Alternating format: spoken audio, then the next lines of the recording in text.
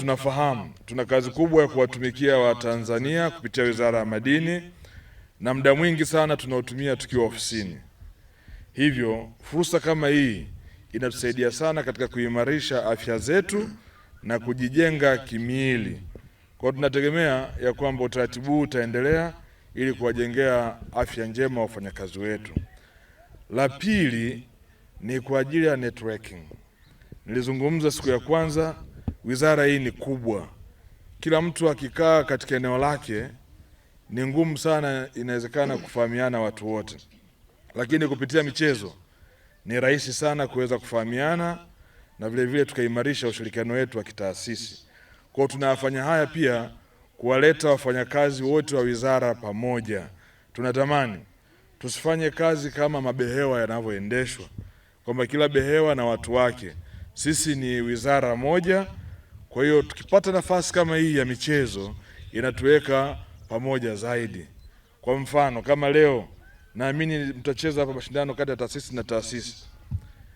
Atakayemkaba Bikula Mchi najua hataweza kumsahau, hata kama atokani na Tume ya Madini. Ndio hapo utakuwa unaendeleza ule ushirikiano ambao nimeusema. La tatu la madhumuni yetu haya, sisi ni familia. Familia mara zote inakaa pamoja. Pamoja na kwamba ni taasisi zinatofautishwa na majengo, lakini sisi ni familia. Kwa madhumuni ya kuwa na mabonanza kama haya ni kuileta familia pamoja. Leo mtapata nafasi ya kuzungumza. Sio lazima mzungumze masuala ya kikazi tu. Kuna masuala mengine pia ya kijamii, mnaweza mkabadilishana mawazo hapa. Ikawa ni sehemu ya kuijenga hii familia moja. Na haya ndio madhumuni makubwa ya uanzishwaji wa bonanza hili. Mwisho ni kuombe Katibu Mkuu na viongozi wote, endeleeni kusimamia hili jambo. Linaleta umoja, upendo na mshikamano miongoni mwa wafanyakazi wa wizara. Tumeendelea kuandaa mabonanza mara kwa mara na tumekuwa tukipishana kwa maana ya maandalizi. Mara ya kwanza tuliandaa wizara, baadaye wakaandaa STAMICO.